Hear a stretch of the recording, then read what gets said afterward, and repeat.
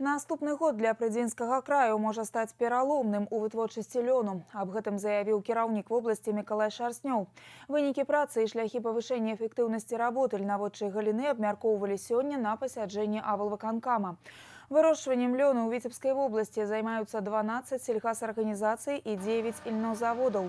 Фінансавае становішча прадпрыемстваў складанае. Прыбытку ад рэалізацыі прадукцыі ў 2017 не атрымала ніводная. Недахоп тэхнікі, зношанасць матэрыяльна-тэхнічнай базы, складаныя пагодна-кліматычныя умовы не далі магчымасці выканаць дзяржзаказ у 50 тысяч тонн па пастаўках валакна. Старшыня аблвыканкама адзначыў, што выправіць сітуацыю можна. Для гэтага неабходна распрацаваць план выдзялення плошчаў пад сяўбу лёну, які павінен ляжаць на стале кожнага кіраўніка раёна і дакладна выконвацца. Губернатар упэўнены, каб паказаць добры вынік, патрэбна поўнасцю мяняць тэхналогію вырошчвання культуры. Перапрацоўваць да 50 тысяч тонн ільнотрасты ў год таксама дапаможа будаўніцтва ў вобласці яшчэ аднаго завода па перапрацоўцы паўночнага шоўку.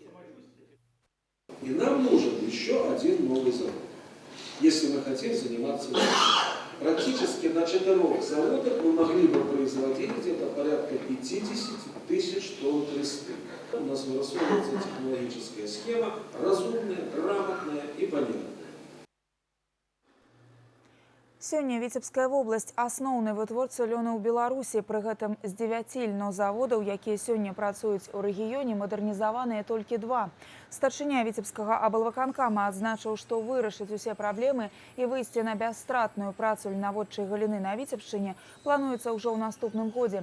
Падрабязней аб прынятых рашэннях у наступных выпусках навін.